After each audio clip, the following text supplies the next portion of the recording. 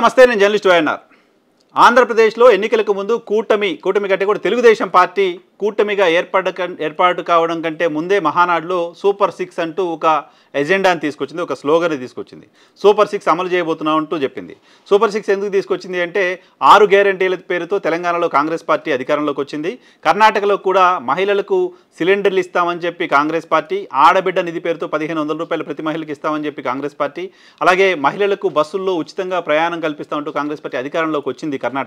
కర్ణాటక తెలంగాణలో కాంగ్రెస్ సర్కార్లు అధికారంలోకి వచ్చాయి ఈ పాపులర్ హామీలతో. కాబట్టి అవే హామీల్ని మనం ఆంధ్రప్రదేశ్లో కూడా అమలు చేస్తామని చెప్దాం, అలా అధికారంలోకి వద్దాం అంటూ అక్కడ కొన్ని ఇక్కడ కొన్ని కాపీ పేస్ట్ చేసి సూపర్ 6ని తయారు చేసింది తెలుగుదేశం పార్టీ. మాట చెప్పడానికి నేనేం హెజిటేట్ చేయట్లేదు, కాపీ పేస్టే. సిలిండర్ల పథకం కావచ్చు, బస్సులకు సంబంధించిన పథకం కావచ్చు, ఆడబిడ్డ నిధి కావచ్చు, ఇవి ఈ 2 రాష్ట్రాల్లో కాంగ్రెస్ పార్టీకి సంబంధించిన ఎన్నికల హామీలు. వాటినే యాజ్ ఇట్ ఈజ్గా ఆంధ్రప్రదేశ్లో తెలుగుదేశం పార్టీ అమలు చేయాలనుకుంది. సూపర్ 6 పేరుతో ప్రజల దగ్గరికి వచ్చింది.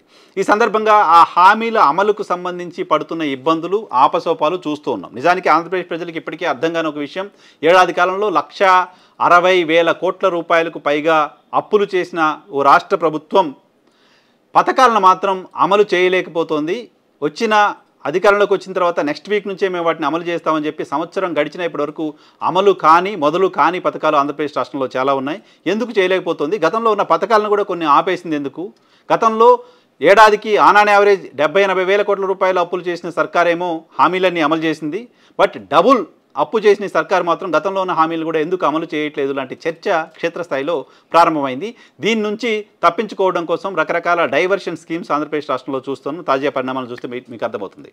తాజాగా ఇక ఓపెన్గానే మేము ఇవ్వలేము అనే ఒక ఎజెండాని ప్రజల ముందుకు తీసుకొచ్చే ప్రయత్నం చేస్తోంది. Political developments, political diversion schemes ఒక పక్క నడుస్తూ ఉండగానే ప్రజల్ని మెంటల్గా ప్రిపేర్ చేసే ప్రయత్నం ఆంధ్రప్రదేశ్ రాష్ట్ర ప్రభుత్వం చేస్తున్నట్లు కనపడుతుంది. పార్టీకి సంబంధించిన రాష్ట్ర శాఖ మాజీ అధ్యక్షుడు, వ్యవసాయ శాఖ మంత్రి అచ్చెన్నాయుడు నిన్నటి స్టేట్మెంట్ చూసిన తర్వాత ప్రభుత్వం ఇక చేతులు ఎత్తేస్తోంది సూపర్ 6 అమలుకు సంబంధించిన విషయం అర్థమవుతుంది. ఏం మాట్లాడారు అచ్చెన్నాయుడు మాట్లాడిన మాట, ఆడబిడ్డ నిధి పేరుతో 1500 రూపాయలు ఆంధ్రప్రదేశ్లోని మహిళలందరికీ కూడా ఇస్తామని హామీ ఇచ్చాం. అది అమలు చేయాలంటే ఆంధ్రప్రదేశ్ రాష్ట్రాన్ని అమ్మేయాలి అంటున్నారు ఆయన. ఆంధ్రప్రదేశ్ రాష్ట్రాన్ని అమ్మేస్తే తప్ప ఆడబిడ్డ నిధి అమలు చేయలేము అంటున్నారు. అధికారంలో కూర్చొని ఏడాది గడిచిన తర్వాత ఆంధ్రప్రదేశ్ని అమ్మేస్తే తప్ప దాన్ని అమలు చేయలేమనే సోయి మీకు వచ్చింది. అంతకుముందు ఆంధ్రప్రదేశ్ రాష్ట్రాన్ని దాదాపు 20 సంవత్సరాలు పరిపాలించిన తెలుగుదేశం పార్టీ, అప్పటికే 14 సంవత్సరాలు ముఖ్యమంత్రిగా పనిచేసిన చంద్రబాబు నాయుడికి ఆడబిడ్డ నిధి అమలు చేస్తే ఆంధ్రప్రదేశ్ని అమ్మేయాల్సి వస్తుందనే విషయం తెలీదా? నిజానికి ఈ మేనిఫెస్టో తయారవుతున్నప్పుడు, ఆంధ్రప్రదేశ్లో కూటమి సర్కార్ ఏర్పడినప్పుడు ఆ పార్టీకి రాష్ట్ర శాఖ అధ్యక్షుడిగా ఉన్నారు అచ్చెన్నాయుడు. సూపర్ 6 సంబంధించిన పథకాలు రూపొందించడంలోనూ వాటన్నింటిలో కూడా ఆయన భాగస్వామ్యం ఉంటుంది. అప్పటికే ఆయన 5 ఏళ్ళు మంత్రిగా పనిచేసిన అనుభవం ఉంది. అటువంటి వ్యక్తికి ఇది అమలు చేస్తే ఆంధ్రప్రదేశ్ని అమ్మేయాల్సి వస్తుందనే విషయం తెలీదా? ప్రభుత్వం వచ్చిన తర్వాత ఏడాదికి తెలుస్తుందా? ప్రభుత్వం ఏర్పడిన తర్వాత ఏడాదికి ఆంధ్రప్రదేశ్ రాష్ట్రం పరిస్థితి ఏంటి, అది అమలు చేయాలా లేదా అనే విషయం తెలుస్తుందా? రైతు భరోసా, వ్యవసాయ శాఖ మంత్రిగా ఇప్పటివరకు ఒక్క ఏడాది కూడా రైతు భరోసాని ఆంధ్రప్రదేశ్ రాష్ట్రంలో అమలు చేయలేదు. కేంద్ర ప్రభుత్వం PM కిసాన్ డబ్బులు వస్తే అవి వచ్చిన తర్వాత వాటిని కూడా కలిపి మేము ఇక్కడ ఇంప్లిమెంట్ చేస్తామంటూ గతంలో చెప్పారు. PM కిసాన్కి సంబంధించిన డబ్బులు ఇప్పటివరకు రాష్ట్ర ఖజానాకు రాలేదు. రాష్ట్ర ప్రభుత్వం ఇవ్వాలనుకుంటున్న డబ్బుల్ని వాటికి యాడ్ చేయలేదు. నిజానికి గత నెల 20వ తారీఖునే రైతులందరి అకౌంట్లోనూ ఆ డబ్బులు వేస్తామంటూ రాష్ట్ర ప్రభుత్వం చెప్పింది. బట్ ఇప్పటివరకు ఆ డబ్బులు ఇంకా క్రెడిట్ కాలేదు. రైతు భరోసా విషయంలో చేతులు ఎత్తేసింది. గడిచిన ఏడాది 3 సిలిండర్లు ఆంధ్రప్రదేశ్ రాష్ట్రంలోని ప్రజలకు, మహిళలకు రాలేదు. 1 సిలిండర్ మాత్రమే ఇచ్చారు. దానికి సంబంధించిన సబ్సిడీ మాత్రమే క్రెడిట్ అయింది. ఈ ఏడాది 3 సిలిండర్లు ఇస్తున్నారు. దానికి సంబంధించిన బడ్జెట్లో ఎలకేషన్ మాత్రం లేదు. సేమ్ టైం ఆడబిడ్డ నిధి ఇంకా మేము ఇచ్చే పరిస్థితే లేదు అంటూ ప్రభుత్వం చేతులు ఎత్తేసింది. దీని ద్వారా ఆంధ్రప్రదేశ్ రాష్ట్రంలోని దాదాపు 1,50,00,000 మంది మహిళలు, 1,50,00,000 మంది లబ్ధిదారులు నష్టపోబోతున్నారు. 18 ఏళ్ళు నిండిన మహిళలు 1,50,00,000 మందికి పైగా ఉన్నారు. వాళ్ళందరూ కూడా ఈ పార్టీ అధికారంలోకి వస్తే మాకు ఆడబిడ్డ నిధి ఉంటుంది అని భావించారు, వస్తుంది అని ఆశించారు. వాళ్ళెవరికి కూడా అది రాదు, మేము ఇవ్వలేమని ప్రభుత్వం తేల్చేసినట్లయింది. వాళ్ళందరినీ కూడా మోసం చేసినట్లయింది. వాళ్ళందరినీ కూడా చీట్ చేసినట్లయింది. ఇప్పటికే తల్లికి వందనం పేరుతో మీరు అమలు చేస్తున్న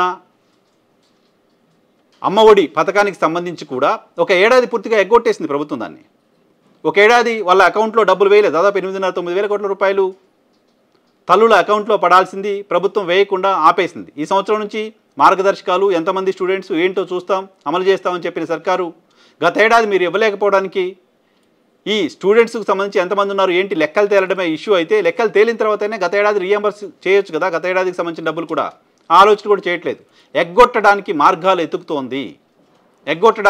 ఎత్తుకుతోంది. కాస్త సిగ్గుపడాలి కదా. ఈ పథకాన్ని అమలు చేస్తే మేము అమ్మేసుకోవాల్సి వస్తుంది రాష్ట్రాన్ని అనే మాట చెప్పడానికి ప్రభుత్వం కాస్తైనా సిగ్గుపడాలి కదా. ఏమాత్రం బాధ్యత లేకుండా అధికారంలోకి రావడమే పరమావధిగా హామీలు ఇచ్చారు అనేదానికి ఇంతకంటే నిదర్శనం ఏం కావాలి. ఆంధ్రప్రదేశ్ రాష్ట్రంలో ప్రతి ఏడా జాబ్ క్యాలెండర్ అన్నారు. ప్రభుత్వం వచ్చిన సెకండ్ ఇయర్ మొదలైంది, ఇప్పటివరకు జాబ్ క్యాలెండర్ సంగతి ఏంటో తెలియదు. మెగా డిఎస్సి అన్నారు. మెగా డిఎస్సి అంటే 30,000 20,000 పోస్టులు అనుకున్నారు.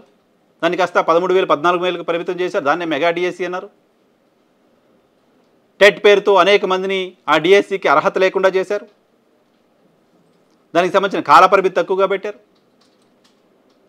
నిరుద్యోగులకు సంబంధించి నిరుద్యోగ భృతి అంశాన్ని కనీసం చర్చలో కూడా లేకుండా చేస్తుంది ప్రభుత్వం.